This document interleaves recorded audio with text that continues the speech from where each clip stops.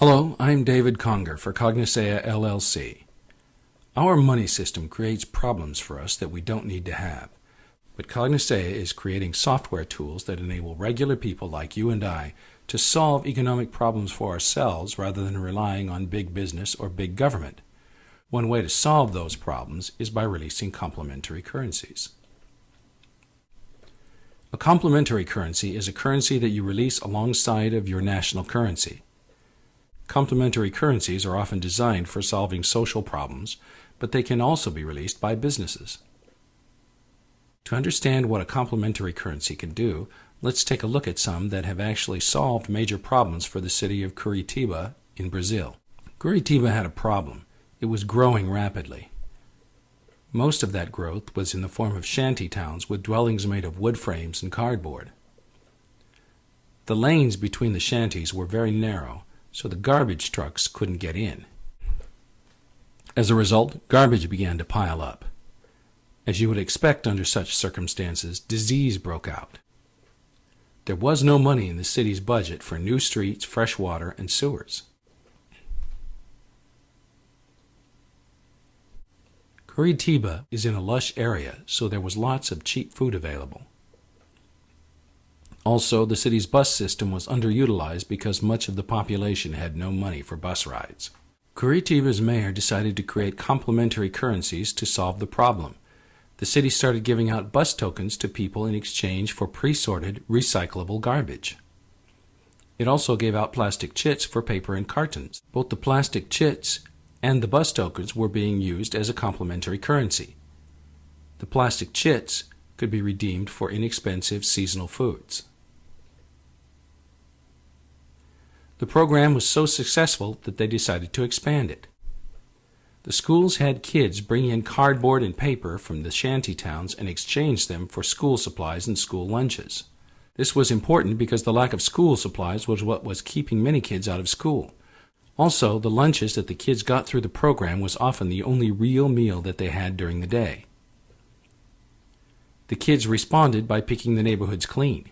The city's recycling efforts are estimated to have saved 1,200 trees per day.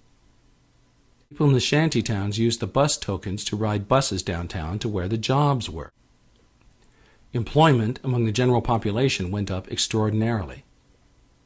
Over the course of a single generation, more currency-based programs were used to finance the restoration of buildings, create parks and other green areas, and build affordable housing. The increased economic activity created new jobs, decreased poverty, enabled more people to move out of the shanty towns, and increased the tax base. With food and school supplies available even to the poorest kids, more of them started attending school. This resulted in improved educational levels, improved upward mobility, and decreased crime. And as you might expect, removing the garbage increased health, decreased disease, and improved the quality of life. In all of this, the city gave no handouts. Everyone who received the complementary currencies did so because they rendered a valuable service, that of picking up garbage. The city did not need to increase taxes, which would have slowed economic growth and stifled economic activity. There was no need to take away anyone's hard-earned money and hand it out to others. They were completely able to avoid the cycle of dependency that comes with giving money to people who haven't earned it. At no time did the city go into debt to attain their commendable accomplishments. They didn't even need to appeal to charitable organizations to help them. But just as a side note, there were such groups in the area helping out at the time. Their influence was very positive, but the main solution came through the use of complementary currencies. And at no time did Brazil's federal government have to intervene, impose regulations, or otherwise get involved in problems that the city's residents could solve for themselves. It's actually quite amazing when you think about it. Over the course of one generation, Curitiba was able to solve its major problems, eliminate shantytowns, increase employment, increase health, increase education, increase economic activity, and increase economic opportunity for virtually all of its residents. Even today, the average income level in Curitiba is 3 times Brazil's national average. So now that we've seen what complementary currencies can do, let's take a more detailed look at them. There are 3 basic types of complementary currencies. These types or categories are not set in stone. There's a fair amount of overlap between them, and people are constantly coming up with new types. This is good because it means people are innovating. But let's take a look at the types of complementary currencies that are in use right now. The first category is social currencies. Social currencies are designed to meet social needs. They can be issued by governments, as the currencies in Curitiba were. They can also be issued by non-profit groups or even businesses. For example, if I wanted to help the homeless without feeding anyone's addictions, I could start a currency called Homeless Help Bucks. People would go onto my website and buy some Homeless Help Bucks for US dollars. They could then print them out in $1 increments and hand them out to the homeless they encounter. Homeless Help Bucks would only be redeemable at participating homeless shelters and thrift stores. The homeless could then use them to buy meals at the shelters and clothing and other items at the thrift stores. The shelters and the thrift stores can redeem them by using cheap barcode scanners that are widely available and connecting them to their computers. They would then scan the barcodes on the Homeless Help Bucks. The money originally paid into the program, minus a percentage to meet operating expenses, would get deposited into the accounts of the shelters and the thrift stores.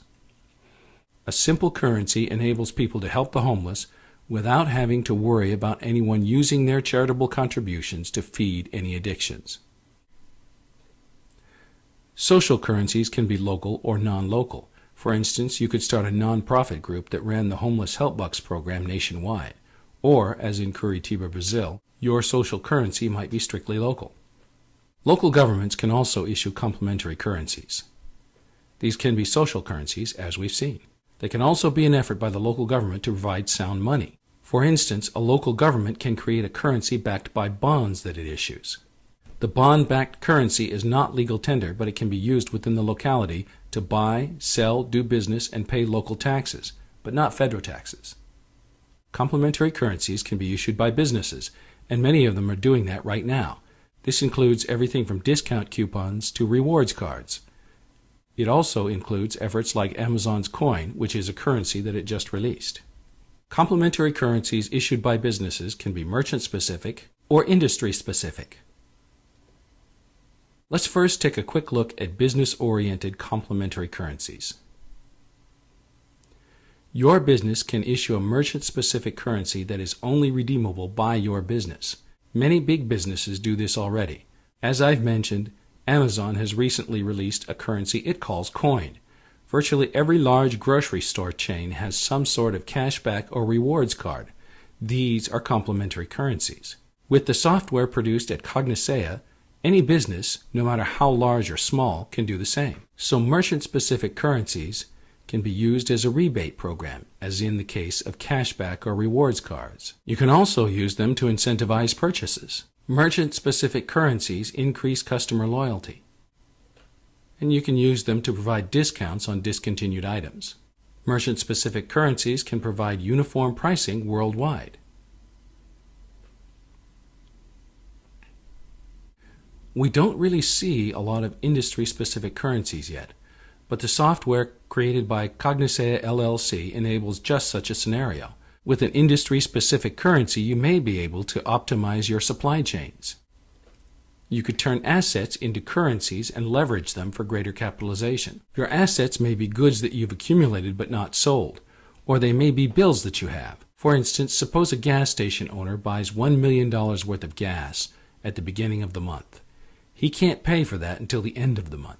So he signs a bill that is a promise to pay the distributor.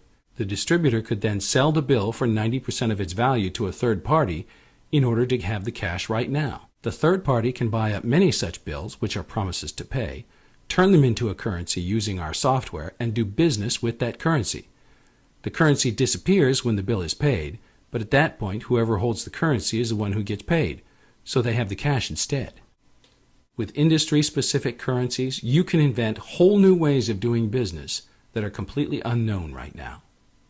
Many communities are issuing complementary currencies.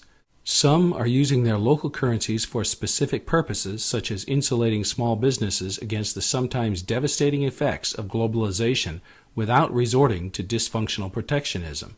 Others issue local currencies to solve otherwise intractable social problems which we saw in the earlier example of Curitiba, Brazil.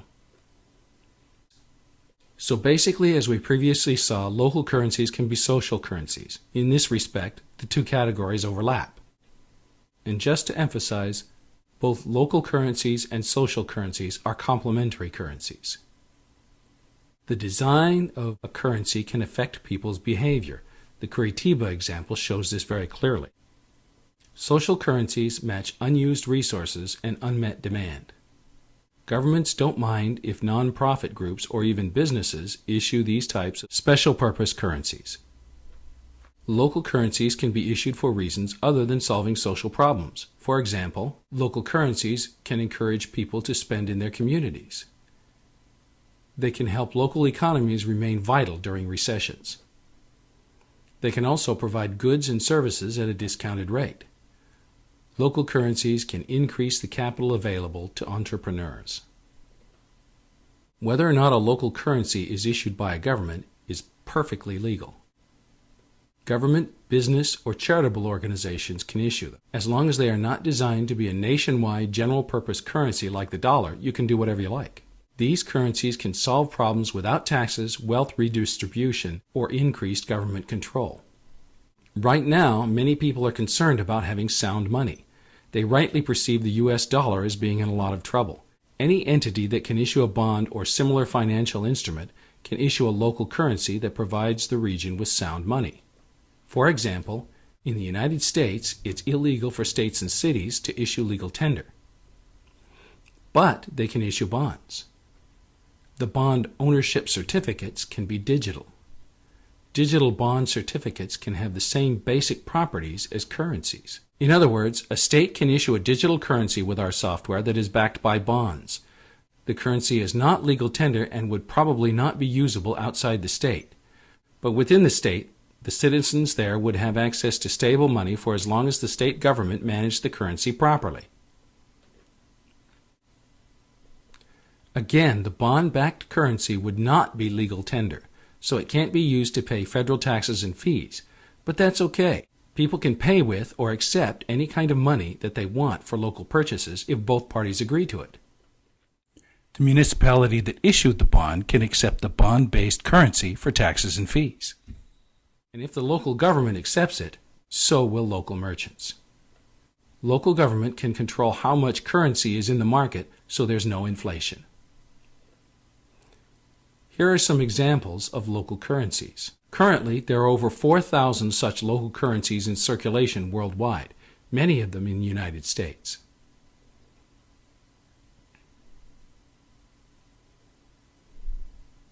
With our software, you can create new and innovative currencies that create prosperity, solve problems, and build a more humane economy for all. Thank you.